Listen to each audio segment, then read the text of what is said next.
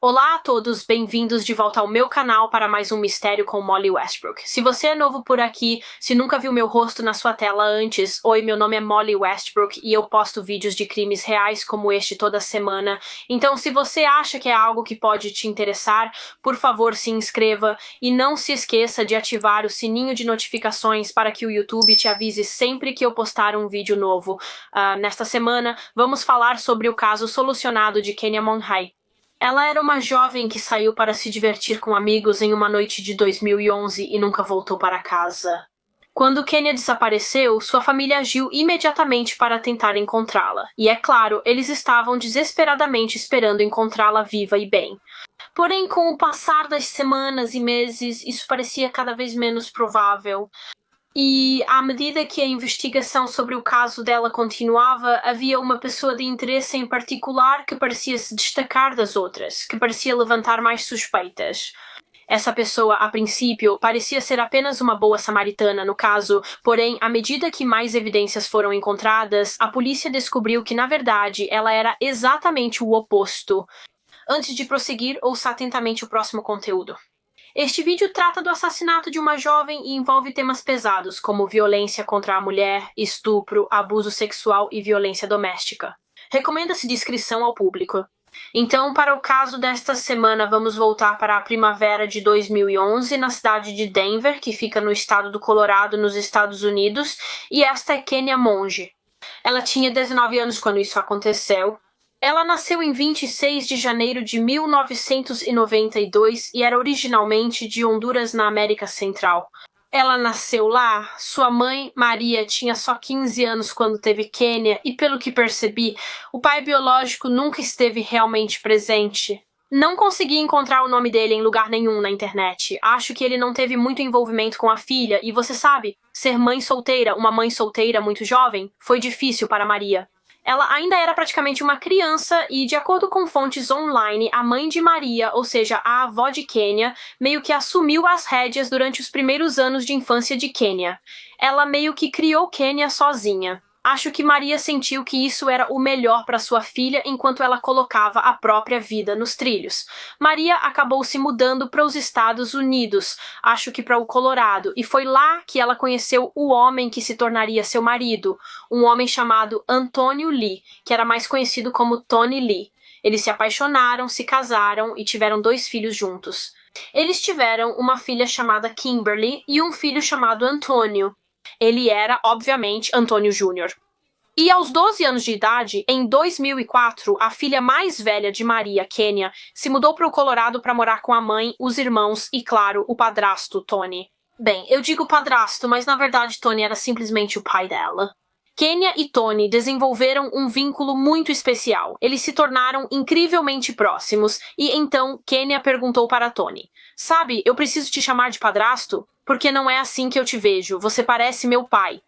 E Tony sentia o mesmo. Mesmo não sendo biologicamente relacionados, ele sentia que Kenya era simplesmente sua filha. Então ele ficou mais do que feliz em deixá-la chamá-lo de pai. Kenya também era muito próxima dos irmãos, Kim e Antônio. Ela era uma ótima irmã mais velha para eles. O pai dela, Tony, disse que ela gostava de ser a mais velha porque gostava de se sentir como a chefe. Gostava de dizer para Kim e Antônio o que fazer. O irmão, Antônio, descreveu Kenya como alguém sempre muito feliz. Era uma alegria estar perto dela. A irmã Kim, na verdade, a descreveu como uma luz brilhante, porque ela fazia todos ao seu redor felizes. Kenya era gentil e confiava nas pessoas, e ela e Kim eram irmãs. Obviamente, mas também eram como melhores amigas. Kim disse que ela e Kenya sempre conversavam sobre absolutamente tudo. Elas se sentiam confortáveis para contar tudo uma à outra, pois eram muito próximas. A família morava em uma cidade chamada Aurora, no Colorado, que fica logo a leste de Denver. E aos 19 anos, Kenya Monhai estava, acredito que na faculdade, ela era estudante e estudava radiodifusão porque sonhava em ter uma carreira em produção de filmes e televisão. Ela queria ser diretora ou produtora quando fosse mais velha, esse era o objetivo de carreira dela. Ela também já tinha saído de casa nessa época, né? Aos 19 anos ela já tinha saído da casa dos pais e estava morando com o namorado, Léo, em um apartamento. Além da faculdade, ela trabalhava com atendimento ao cliente para ganhar seu próprio dinheiro. Kenya Monge era apenas uma jovem brilhante e bonita que tinha toda a vida pela frente, mas tragicamente, na primavera de 2011, sua vida, seu futuro, seriam tirados dela quando Kenya desapareceu repentinamente após uma noite com amigos. Era a noite de 31 de março de 2011 e naquela noite Kenya decidiu sair para se divertir com algumas amigas. Elas foram a um bar e depois seguiram para o centro de Denver, onde a vida noturna parecia ser melhor. Havia muitos bares e clubes para ir, e Kenya e suas amigas estavam, na verdade, indo a casas noturnas para pessoas com mais de 21 anos, e obviamente Kenya tinha 19 anos, e acho que suas amigas também tinham mais ou menos a mesma idade, então elas não podiam entrar de verdade, mas fizeram o que muitos outros adolescentes menores de idade fazem, usaram identidades falsas para entrar nesses clubes. Então, foi aí que Kenya estava naquela noite. Ela estava no centro de Denver em uma boate com as amigas chamada Clube 24K. Elas conversavam, dançavam, se divertiam, bebiam até que, de repente, Kenya tinha sumido. Agora, diferentes fontes parecem dizer coisas diferentes sobre essa parte. Algumas fontes dizem que por volta das 11 da noite, Kenya se levantou da mesa no clube onde estava sentada com as amigas. Ela deixou a bolsa e o celular na mesa e foi ao banheiro, mas ela nunca voltou. Ela não voltou para as amigas nem avisou que sairia. Outras fontes dizem que Kenya foi expulsa do clube naquela noite. Os seguranças a expulsaram junto com um homem com quem ela aparentemente estava dançando. Ambos foram expulsos porque os seguranças acreditavam que eles estavam muito embriagados. Acho que o que aconteceu foi que Kenya deixou as amigas para ir ao banheiro. Ela deixou seus pertences na mesa com elas e, no caminho de volta, começou a dançar com esse homem e foi nesse momento que ela foi expulsa. Ela foi expulsa antes de pegar o celular, a bolsa e avisar as amigas que estava sendo forçada a sair. Em algum momento, ela saiu da boate, mas Kenya não chegou em casa naquela noite. Pouco depois de sair da boate, ela simplesmente desapareceu completamente, nunca mais sendo vista ou ouvida novamente. Na manhã seguinte, na manhã de 1º de abril de 2011, o namorado de Kenya, Léo, acordou e percebeu que sua namorada não estava em casa. Ela nunca retornou ao apartamento deles. Ele tentou mandar mensagens e ligar para ela algumas vezes para saber onde ela estava, se ela estava bem, mas não obteve resposta e, preocupado, decidiu entrar em contato com a família de Kenya. Ele ligou para a irmã mais nova dela, Kimberly, para saber se Kenya tinha voltado para a casa da família na noite anterior, mas ela não tinha. Kim disse que ela não estava lá e que não tinha notícias da irmã, e a princípio Kim, na verdade, achou que Léo estava tentando pregar uma peça nela. Era 1º de abril, dia da mentira, então ela pensou que Léo estava brincando e fingindo o sumiço de Kenya. Ele garantiu que não estava brincando e realmente não sabia onde Kenya ficava. Então, Kim desligou o telefone com Léo e começou a ligar para o resto da família, como sua mãe Maria e seu pai Tony, para descobrir se... Talvez Kenya tivesse os contatado, mas não fez isso. Eles também não tinham notícias dela e, rapidamente, o sinal de alerta começou a soar. A família ficou muito preocupada e decidiu ligar para a polícia para relatar o desaparecimento de Kenya. No entanto, parece que a polícia não estava realmente disposta a agir imediatamente.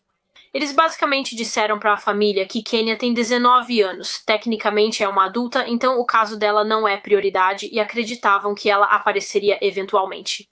Disseram à família, só aguardem alguns dias e se ela não voltar, iniciaremos a investigação. Naturalmente, a família dela, especialmente o pai Tony, não ficou satisfeita. Ele se revoltou porque a polícia não levava o desaparecimento da filha a sério. E ele decidiu que não podia simplesmente esperar. Ele não podia esperar e apenas torcer para que a Kenya eventualmente voltasse para casa. Ele precisava começar a procurá-la imediatamente por conta própria, então a família começou a ligar para os amigos da Kenya. Elas falaram com as garotas que saíram com Kenya na noite anterior, mas elas disseram à família que não sabiam para onde ela foi. Pelo que elas sabiam, ela literalmente só foi ao banheiro e nunca mais voltou. E elas disseram que ainda estavam com o passe e o celular dela porque a Kenya tinha deixado para trás. Então o Tony pediu para as amigas se elas podiam levar o celular da Kenya para ele, porque ele achava que talvez tivesse algo no telefone dela que indicasse para onde ela tinha ido depois que saiu da boate. Talvez ela tivesse combinado com alguém para buscá-la, vai saber. Então as amigas fizeram exatamente isso. Elas levaram o celular para o Tony e ele começou a mexer nele. Ele estava olhando o histórico de chamadas e as mensagens de texto dela. E havia uma mensagem de texto em particular que chamou a atenção do Tony. Acredito que era uma mensagem de texto que chegou no celular dela naquela manhã. E era de um cara chamado Travis, que não era um nome que a família da Kenya reconhecia.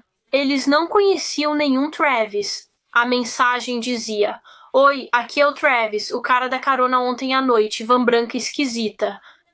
Você chegou bem em casa?" Então, imediatamente parecia provável que talvez essa pessoa Travis pudesse ter alguma informação.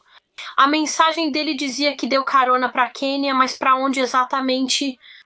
Ela não voltou pra casa da família, nem para o apartamento onde morava com o namorado. Então, onde ele a deixou? A família precisava descobrir mais, então imediatamente o pai da Kenya, Tony, tentou ligar para esse número, o número do Travis, mas ninguém atendeu. Então ele ligou de novo e de novo. Ele ligou inúmeras vezes e só conseguiu uma resposta no dia seguinte, na noite de 2 de abril de 2011. Pouco menos de 2 dias após Kenya ser vista pela última vez, Travis finalmente respondeu. Ele retornou a ligação para o telefone de Kenya e falou com o pai dela, Tony, e confirmou que deu uma carona para Kenya em seu carro nas primeiras horas do dia 1º de abril. Ele era um estranho para Kenya, mas disse que estava dirigindo naquela noite. Na verdade, ele deixou um amigo no prédio deles.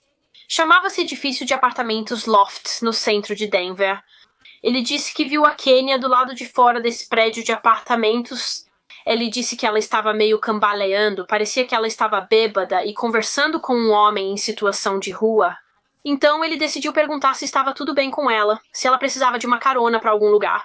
Ele ficaria feliz em levá-la, se ela quisesse.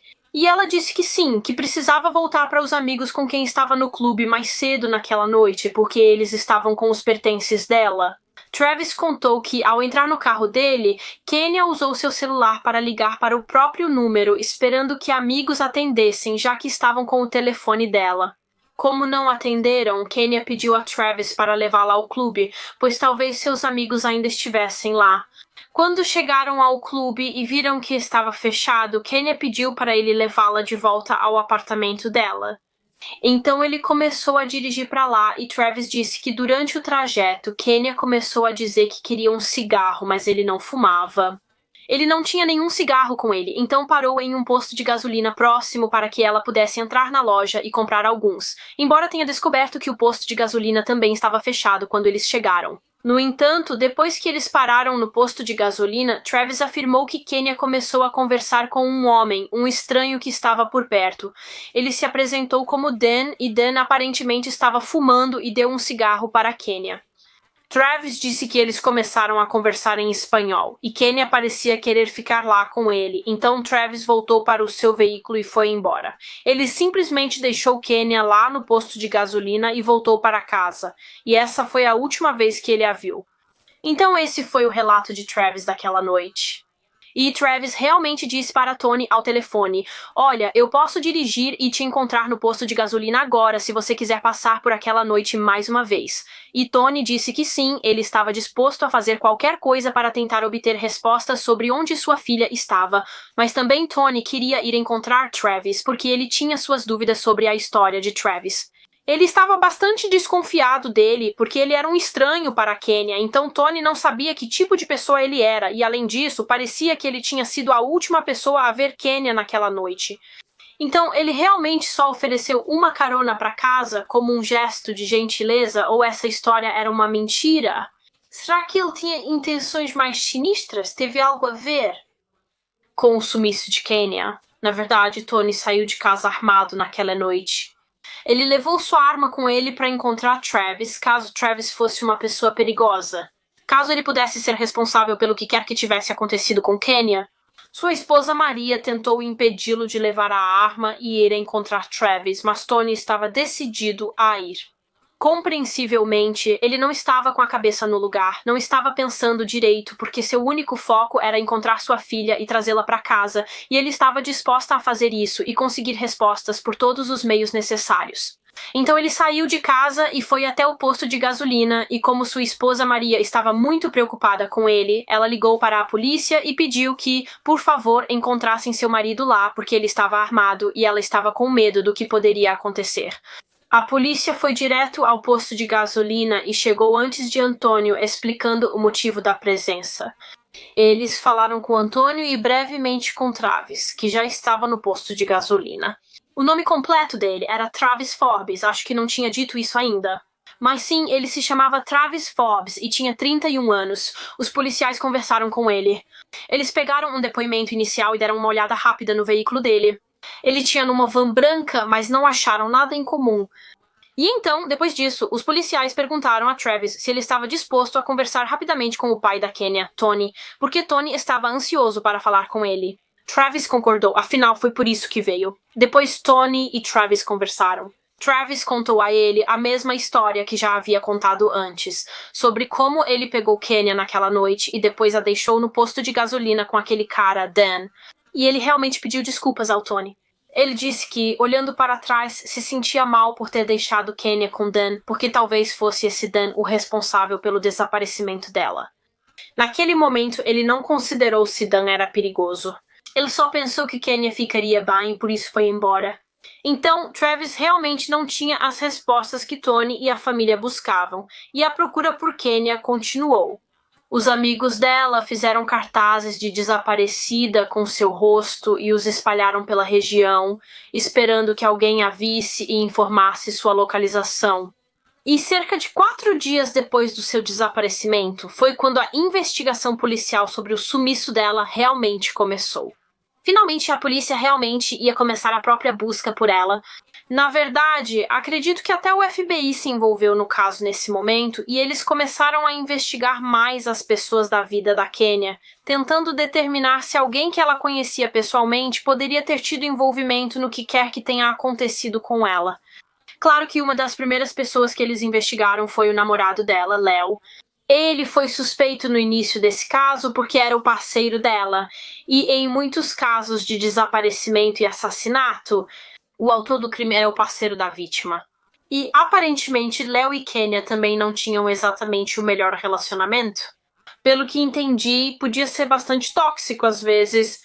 Então talvez Léo pudesse ter um possível motivo para querer fazer algo contra Kenya. Léo foi levado à delegacia e interrogado. Ele negou saber o que aconteceu com Kenya após ela sair do clube.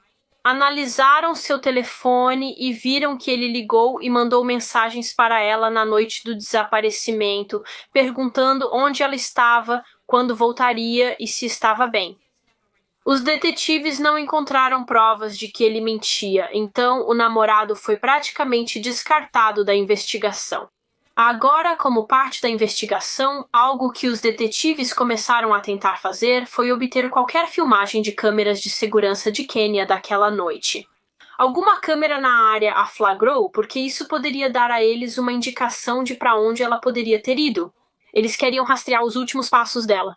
Agora, se você se lembra, Travis Forbes disse que pegou Kenya do lado de fora do prédio de apartamentos Lofts no centro de Denver naquela noite.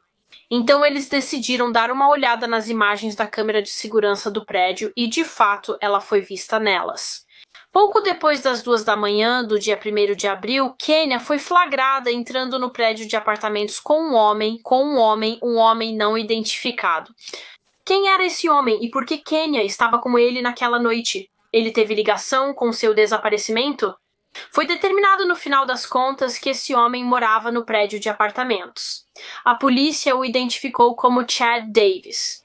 E acontece que, na verdade, Chad foi o homem com quem Kenya foi expulsa da boate naquela noite. Eles foram expulsos pelos seguranças por acharem que estavam bêbados demais. Depois de serem expulsos, Kenya foi com Chad para o apartamento dele ali perto. A câmera de segurança os registra indo na direção do apartamento de Chad. No entanto, quando Chad foi interrogado pela polícia mais tarde, ele disse que Kenya não ficou lá por muito tempo. Ela literalmente entrou para usar o banheiro dele e depois foi embora, e a câmera de segurança confirmou isso. Ela foi vista saindo sozinha do prédio do apartamento, literalmente apenas cerca de 3 minutos depois de chegar. Chad não parecia envolvido no desaparecimento dela, pois ela saiu sozinha do apartamento dele. Kenya foi novamente flagrada pelas câmeras de segurança fora do prédio do apartamento. Ela foi vista falando com um homem em situação de rua ali. Depois disso, ela foi vista novamente em uma câmera de vigilância de um hotel. Esse hotel ficava bem em frente ao prédio de apartamentos.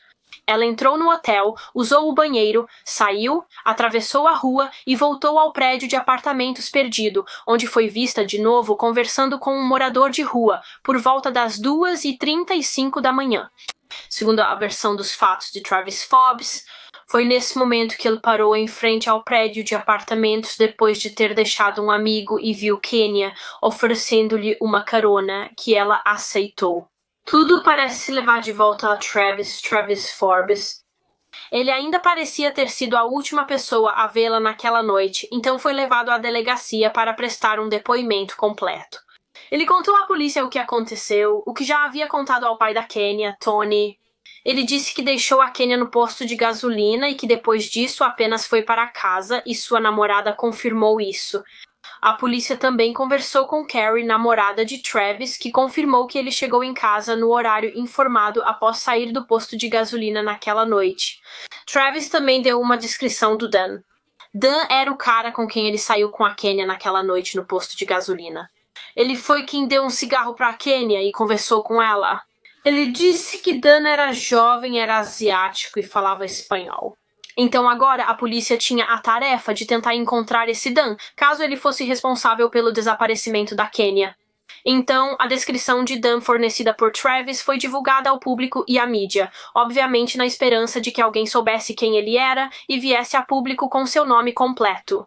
No entanto, antes que qualquer coisa realmente surgisse dessa linha de investigação, houve uma reviravolta repentina no caso quando, apenas 5 dias após o desaparecimento da Kenya, a polícia recebeu uma ligação de um membro do público. Essa ligação foi de uma mulher chamada Monica Poole e ela era dona de uma padaria em Denver. Ela se chamava Padaria da Debbie ou Padaria Debbie e o Travis Forbes realmente trabalhava lá. Aparentemente, ele alugava um espaço nessa padaria porque fazia e vendia barras de granola, esse era o ramo dele. E quando a Mônica analisou as imagens das câmeras de segurança da padaria da última semana, ela encontrou algumas gravações do Travis que a deixaram bastante alarmada e achou que poderiam interessar a polícia. Acho que nesse ponto já se sabia que Travis foi a última pessoa a ver a Kenya na noite do desaparecimento. Esse caso todo, obviamente, estava em todos os noticiários, e na verdade o próprio Travis já tinha dado algumas entrevistas na televisão sobre como ele ofereceu uma carona para a Kenya naquela noite, sobre como ele queria ter feito mais para ajudá-la. Sinceramente, parecia que ele quase gostava da atenção da mídia que isso trazia. Então, Mônica já sabia do envolvimento do Travis com esse caso, mas quando ela analisou as imagens das câmeras de segurança da padaria no mesmo dia em que Kenya desapareceu, ela começou a pensar que talvez ele estivesse muito mais envolvido no desaparecimento da Kenya do que estava deixando transparecer. Por volta das 7h30 da noite, no dia 1º de abril, ou seja, mais tarde no mesmo dia em que Kenya desapareceu, Travis foi flagrado pela câmera de segurança entrando no depósito da padaria com uma grande caixa térmica branca. Ele está empurrando a caixa e nas imagens dá para ver que a caixa térmica foi lacrada com fita adesiva. Há fita adesiva preta em volta dela para mantê-la fechada. Ele empurra essa caixa térmica para o depósito e depois a leva para o grande freezer e a deixa lá dentro. E depois disso, Mônica percebeu nas imagens que toda vez que alguém da padaria entrava no freezer, Travis sempre estava lá, apenas observando, apenas olhando o que eles estavam fazendo. E então, logo depois disso, a câmera de vigilância foi desligada de repente. Alguém a desligou, e esse alguém foi Travis. Mônica verificou as imagens da câmera de segurança em seu escritório e viu Travis entrando na sala com luvas de látex e puxando o plugue da tomada. Parecia que, seja lá o que ele fosse fazer em seguida, ele não queria que ninguém visse. Ele se certificou de que não haveria gravação disso. Então, depois de encontrar essas imagens da câmera de segurança, Mônica entrou em contato com a polícia e os detetives analisaram as imagens e também acharam aquilo extremamente suspeito. Por isso, eles fizeram uma busca na padaria para ver se conseguiam encontrar alguma evidência, talvez até encontrar Kenya, porque talvez fosse o corpo dela que estava dentro daquela caixa térmica branca. E por isso Travis a lacrou com fita adesiva, porque não queria que ninguém a abrisse. Pelo que entendi, eles acharam a caixa térmica branca na padaria, mas ao abri-la não havia nada dentro. Nada além de um cheiro muito forte de água sanitária, indicando que ela havia sido limpa meticulosamente há pouco tempo. De acordo com um documentário do True Crime Daily que eu assisti sobre esse caso, a perícia encontrou uma célula humana no ralo dessa caixa térmica, mas foi só isso. Isso foi tudo o que eles encontraram. Quero dizer, até esse ponto, já tinham se passado muitos dias desde o desaparecimento da Kenya. Então, se o corpo dela esteve naquela caixa térmica antes, o Travis teve bastante tempo para movê-la para outro lugar quando a polícia começou a revistar a padaria. Nada havia na caixa térmica. No entanto, bem atrás da padaria, a polícia encontrou um barril e havia cinzas e restos de uma fogueira dentro desse barril. Então, a polícia vasculhou os restos e encontrou o que parecia ser algumas roupas. Eram roupas que tinham sido queimadas nesse barril. Eles encontraram um zíper e também um tecido preto, e isso imediatamente acendeu o sinal de alerta, porque na noite em que Kenya desapareceu, ela estava usando um vestido preto. Então, a descoberta dessas evidências e das imagens e das câmeras de segurança realmente mudou todo o foco dessa investigação para Travis Forbes. O homem que estava tentando se passar por um bom samaritano como se só quisesse ajudar Kenya naquela noite. Ele só estava tentando ajudá-la a chegar em casa, mas claramente tudo aquilo era uma mentira. As evidências agora indicavam que ele fez algo com Kenya naquela noite, que ele possivelmente a matou. A van branca do Travis também foi revistada pela polícia e, embora eles não tenham necessariamente encontrado nenhuma evidência concreta lá dentro, perceberam que havia muita terra e lama nos pneus, indicando que ele pode ter dirigido recentemente para uma área rural, como um bosque ou um campo, e talvez tenha sido lá que ele enterrou o corpo da Kenya. Além disso, notaram que o interior da van dele estava extremamente limpo. Novamente, assim como na caixa térmica, havia um cheiro muito forte de água sanitária, que é algo que o pai da Kenya, Tony, realmente percebeu quando conheceu o Travis. Se você lembra, ele encontrou Travis no posto dias após o sumiço de Kenya, e Tony notou que a van cheirava de água sanitária e produtos de limpeza. Além disso, notaram que um carpete novo foi colocado recentemente na van. O antigo tinha sido arrancado e um novo tinha sido colocado. Então, as evidências realmente começaram a se acumular contra Travis Forbes, e agora ele era o principal suspeito da polícia no caso. Quero dizer, quando eles analisaram o histórico dele, isso por si só já foi suficiente para preocupar a polícia. Acontece que Travis Forbes tinha um longo histórico criminal. Ele já havia sido preso e condenado antes por crimes como arrombamento, assédio criminal, porte de arma perigosa, agressão e, aparentemente, na época em que esse caso aconteceu, ele estava em liberdade condicional após ter sido acusado de violência doméstica. Então, isso por si só já dizia muito para a polícia, porém, enquanto a investigação sobre ele continuava, antes mesmo que a polícia pudesse realmente interrogá-lo adequadamente, o próprio Travis Forbes acabou desaparecendo. Apenas algumas semanas após o desaparecimento de Kenya, ele próprio desapareceu. Parecia que ele tinha fugido, talvez foragido. Talvez ele tenha percebido que a polícia estava atrás dele e então fugiu. Então agora, além dos detetives ainda estarem procurando por Kenya, eles também estavam procurando pelo suspeito de matá-la. Agora, como parte dos esforços contínuos de busca por Kenya, a polícia obteve os registros telefônicos de Travis Forbes e rastreou para onde o telefone dele foi nos dias seguintes ao desaparecimento de Kenya. Foi determinado que, após o sumiço de Kenya, Travis viajou para uma área chamada Kingsburg, no Colorado, que fica a pouco mais de 60 quilômetros de Denver. Aparentemente, há muitas fazendas em Kingsburg, então a polícia começou a pensar que talvez Travis pudesse ter enterrado o corpo de Kenya em algum lugar por lá, e assim começaram as buscas nessa região. Enquanto isso, a busca por Travis continuava. A polícia ainda estava tentando localizá-lo, mas isso seria difícil porque ele não havia fugido em sua van branca, provavelmente porque sabia que a polícia poderia rastreá-la. Eles sabiam que precisavam vigiá-la, mas não tinham ideia de onde ele estava, para onde foi ou onde se escondia. Isso foi até o início de maio de 2011, mais de um mês após o desaparecimento de Kenya Monroe, quando a polícia foi contatada por uma ex-namorada de Travis Forbes. Ela ligou para a polícia para denunciar um crime. Ela contou a eles que Travis literalmente roubou o veículo dela, o SUV dela, e fugiu com ele. Então agora a polícia sabia qual carro ele estava dirigindo e emitiu um boletim de ocorrência de localização, um alerta nacional de procura, para que outras forças policiais do país soubessem que a polícia de Denver estava procurando por esse carro específico que havia sido roubado por um homem chamado Travis Forbes e literalmente apenas algumas horas depois que esse alerta foi emitido, o carro foi encontrado. Ele foi rastreado até Austin, no Texas. O carro foi parado e Travis foi preso e ele estava sendo mantido sob custódia em Austin. Os detetives do caso da Kenya foram ao Texas e, ao chegar, tentaram entrevistar Travis.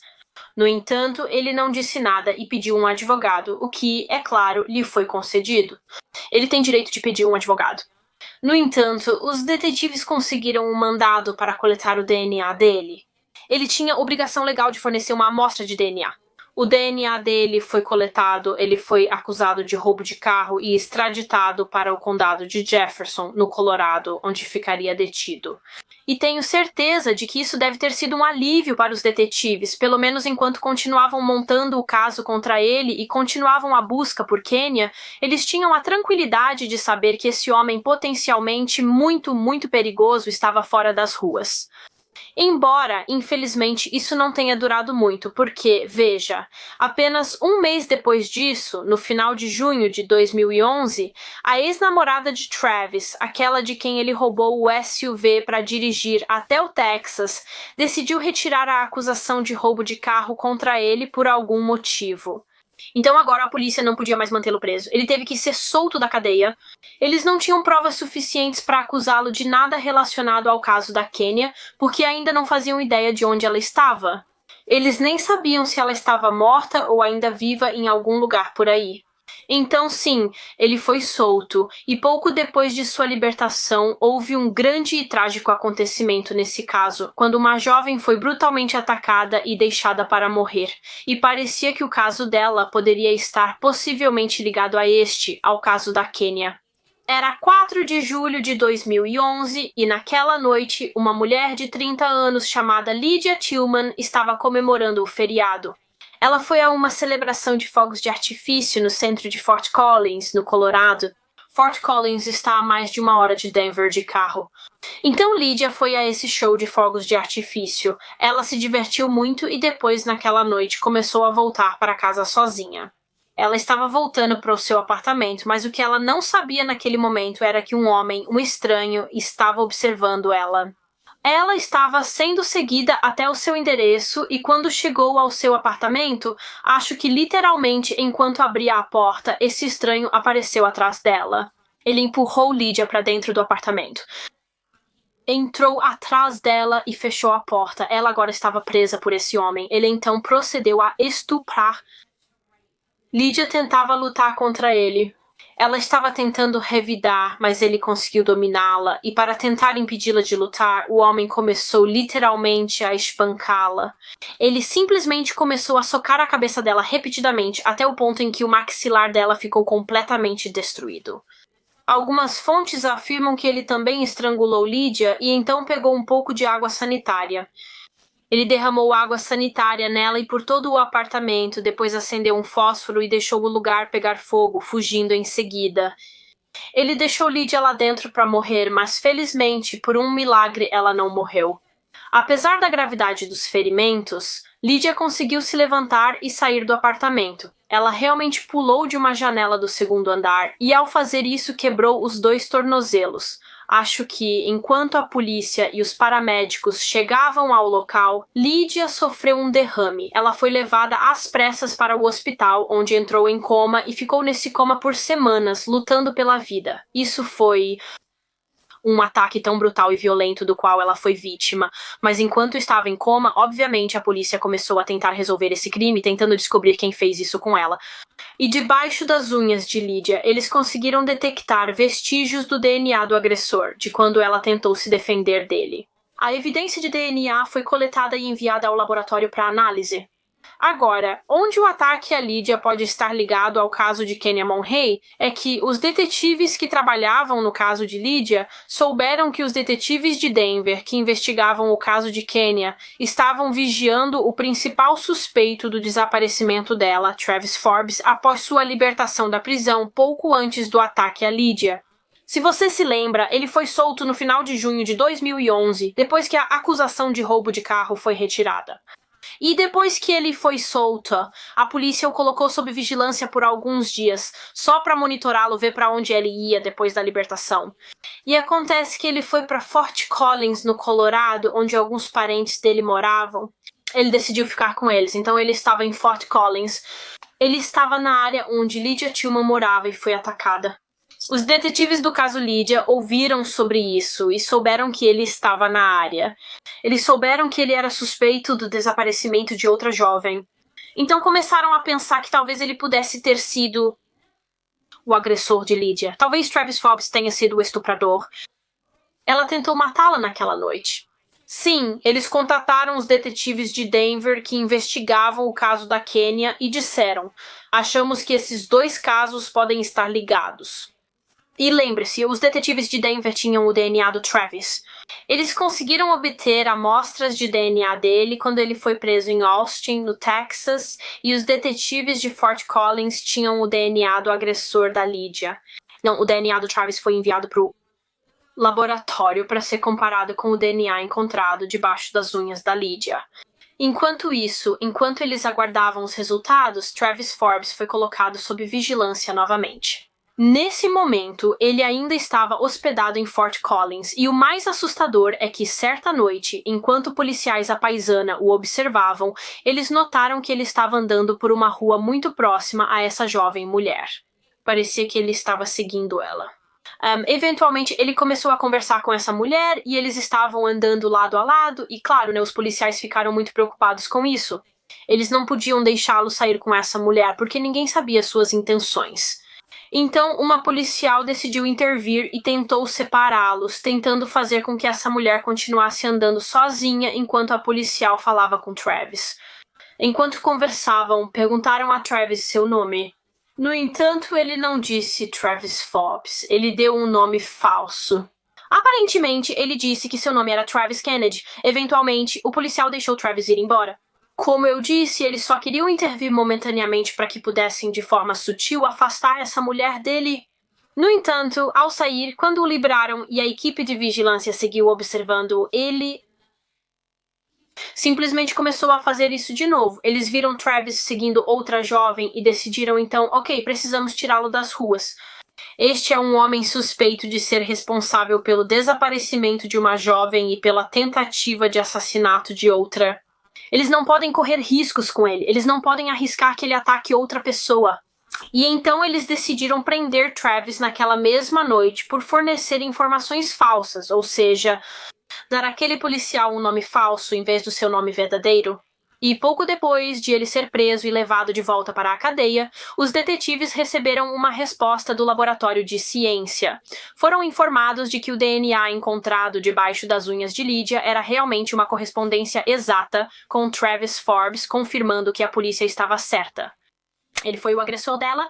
E eu acredito que, quando ela finalmente saiu do coma, depois de cerca de 5 semanas, a própria Lydia conseguiu identificar Forbes como o homem que a estuprou e tentou matá-la naquela noite. Então, Travis Forbes foi acusado de tentativa de assassinato e no mês seguinte, no final de agosto de 2011, ele foi interrogado pelos detetives de Denver sobre o desaparecimento de Kenya Monhay, porque, é claro, eles ainda estavam tentando encontrá-la e já sabiam nesse momento que Travis tinha as respostas. Ele sabia onde ela estava e parecia que finalmente estava disposto a compartilhar essas respostas com a polícia. Ele finalmente estava disposto a ser honesto sobre seu verdadeiro envolvimento no caso de Kenya. Ele sentou-se com os detetives e confessou o assassinato de Kenya Monhay. E ele disse que os levaria ao local onde descartou o corpo dela com uma condição, ou melhor, 2 condições, devo dizer. Travis disse que contaria exatamente o que fez com Kenya e exatamente onde ela estava, desde que eles, primeiro, não lhe dessem a pena de morte e, segundo, não o rotulassem como agressor sexual. Ele sabia claramente que iria para a prisão pelo resto da vida e não queria o rótulo de agressor sexual porque já sabia há algum tempo o que acontece com agressores sexuais na prisão. Eles sofrem violência de outros detentos. Segundo algumas fontes, ele disse aos detetives, em citação direta: "Se eu for para a prisão como agressor sexual, estou ferrado." Então, os detetives, desesperados para encontrar Kenya e finalmente dar algumas respostas para a família dela, concordaram com os termos dele. E no dia 7 de setembro de 2011, mais de 5 meses depois do desaparecimento dela, Travis foi com a polícia. Ele os levou até onde deixou o corpo dela. Ele disse para irem até uma área remota sob um pequeno bosque de árvores perto de uma rodovia interestadual em Kingsburg, no Colorado, que, se você se lembra, a polícia já tinha passado um tempo procurando por Kenya em Kingsburg anteriormente. Eles achavam que esse poderia ser o lugar onde ela foi enterrada porque o registro telefônico dele mostrava que ele dirigiu até Kingsburg nos dias após o desaparecimento dela. Então, eles foram até essa área específica em Kingsburg, saíram do carro e Travis caminhou com eles até esse ponto exato, afirmando que Kenya estava enterrada perto de algumas árvores. Quando um dos detetives se aproximou desse local, Travis começou a chorar e ficou histérico e disse ao detetive para dar 2 passos para a direita e então falou: "Aí, agora você está em cima do túmulo dela." Então os detetives chamaram as equipes forenses para irem até o local e começaram a cavar o chão até que finalmente encontraram Kenya. Ela estava enterrada a cerca de 1,60 m abaixo do solo. Ela estava em posição fetal e algumas fontes também afirmam que ela estava enrolada em uma lona plástica. Após a descoberta do corpo dela, a família foi obviamente informada e, claro, ficou absolutamente devastada. Quero dizer, Kenya estava desaparecida há mais de 5 meses nesse ponto, e tudo indicava que era esse o rumo que o caso estava tomando, mas tenho certeza de que para a família dela, eles deviam estar se agarrando àquela pequena esperança de que talvez ela estivesse bem, talvez estivesse viva e em algum lugar por aí. Então, descobrir que ela estava morta e havia sido assassinada, na verdade, foi um choque. Não consigo imaginar o quão doloroso isso deve ter sido para eles. Depois de indicar o local onde enterrou Kenya, Travis Forbes foi então levado de volta à delegacia, onde ele contou aos detetives tudo, exatamente o que aconteceu na noite em que ela desapareceu e foi morta.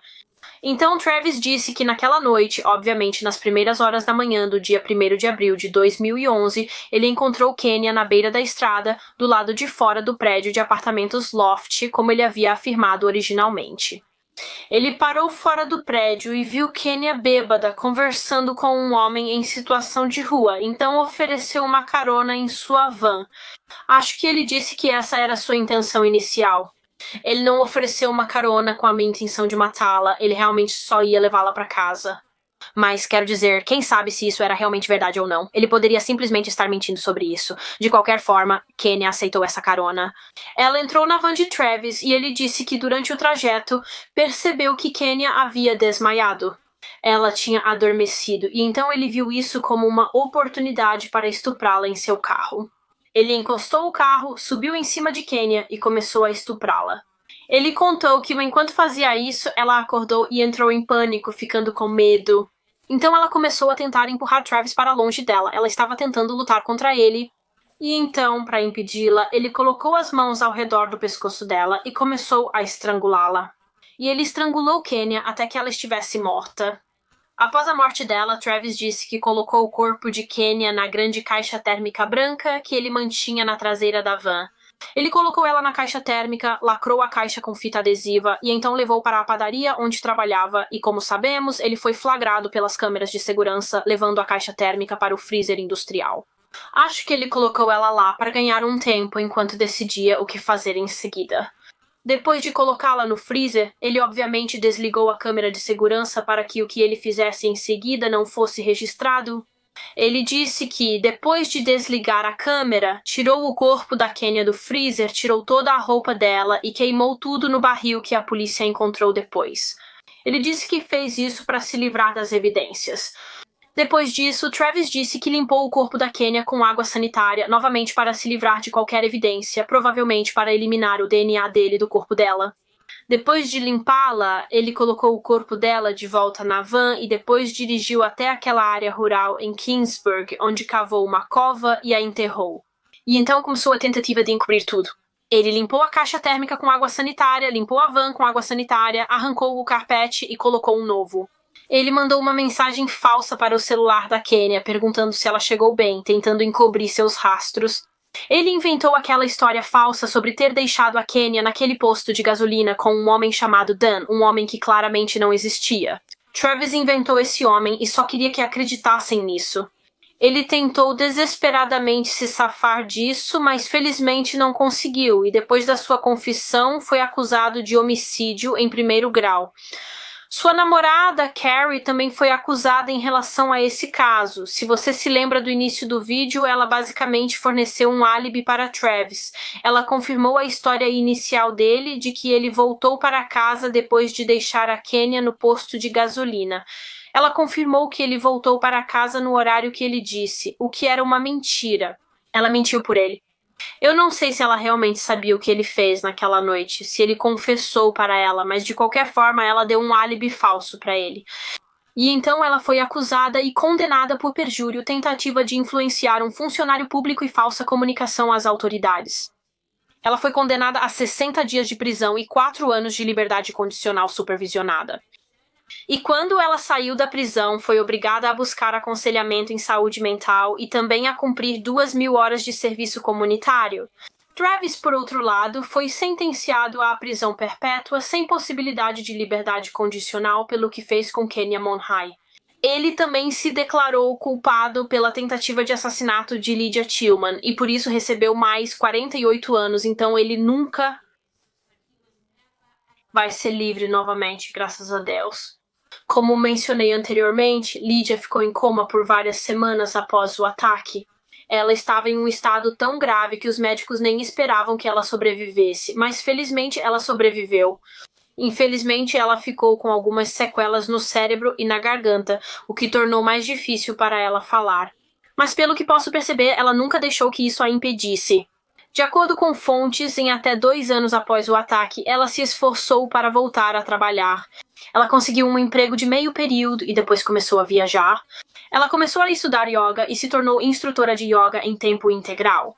E eu também li que ela trabalha em parceria com o Departamento de Polícia do Colorado para ensinar autodefesa para mulheres, o que é incrível. Que mulher corajosa e realmente inspiradora. Após esse caso, a família de Kenya Monye criou uma organização chamada Fundação Kenya Monye e, conforme declarado em seu site, a Fundação Kenya Monye é uma fundação sem fins lucrativos do Colorado, estabelecida em memória amorosa de Kenya Monye, uma jovem que foi vítima de um crime violento que resultou em sua morte e no atraso da descoberta de seus restos mortais por 5 meses. Para honrar seu legado, a Fundação Kenya Monye existe para fornecer a mulheres e crianças no Colorado recursos, educação e financiamento para que possam se envolver em comportamentos e atividades seguras, saudáveis e produtivas na comunidade. Além disso, a Fundação Kenya Monye oferecerá às famílias de vítimas de crimes violentos e às famílias de pessoas desaparecidas o apoio emocional, físico e financeiro de que precisam para sobreviver a esse evento trágico, o que é simplesmente incrível. Eu acho incrível que elas conseguiram criar algo tão positivo a partir dessa tragédia, e tudo isso em nome da Kenya. A irmãzinha da Kenya, Kimberly, na verdade, falou em um documentário que eu assisti sobre como, depois que Travis Forbes foi condenado, ela decidiu escrever para ele na prisão. Eu posso imaginar que ela sentiu vontade de desabafar e dizer o que precisava para ele. E uma das coisas que ela disse para ele foi que ela ora por ele. Ela ora por ele todas as noites e espera que ele encontre Deus. E ele realmente respondeu para Kimberly. Ele escreveu para ela uma carta muito longa que Kimberly disse ser incrivelmente sombria. Vou ler um trecho da carta para você. Aqui está uma citação. Travis disse: "Quando olho profundamente para minha alma, há verdades pouco amáveis demais, e aquela coisa dura e sombria que vive lá não suporta a luz. Sou feio e amargo, a maioria dos homens carrega um copo cheio de escuridão. Tenho um rio furioso, sem limites e sombrio. Se retratassem minha alma, seria um rabisco com presas. Ele também disse, abre aspas, eu matei sua irmã porque eu era um homem fraco e covarde. O mal não tem mistérios profundos, não é mais complexo que isso. Atos malignos são vazios. O pai de Kenya, Tony, expressou que acredita que há muito mais vítimas de Travis Forbes por aí que simplesmente não conhecemos. Tony até diz que acha que Travis provavelmente é um serial killer. Ele acredita que Travis matou antes de Kenya e que nunca foi ligado a esses crimes, o que é um pensamento assustador. Só peço a Deus que, se for verdade e ele teve mais vítimas, que enfrente a justiça logo. Fico aliviada com a prisão perpétua sem condicional, pois imaginar ele solto é assustador. Mas é isso para esse caso. Esse é o caso de Kenya Morae, um caso devastador. Kenya era muito jovem, com apenas 19 anos, recém-adulta. Ela só queria se divertir e aproveitar a vida, mas isso foi cruelmente tirado dela por um monstro. Mas é isso para este vídeo. Como sempre, compartilhem suas opiniões e pensamentos nos comentários. Eu adoraria saber o que vocês acham. Também fiquem à vontade para me contar sobre outros casos que vocês gostariam que eu abordasse aqui no canal. Muito obrigada a todos por assistirem. Por favor, deixem um like nesse vídeo e se inscrevam no canal se ainda não forem inscritos. E eu vejo vocês de novo na próxima semana para mais um Mistério com Molly. Tchau!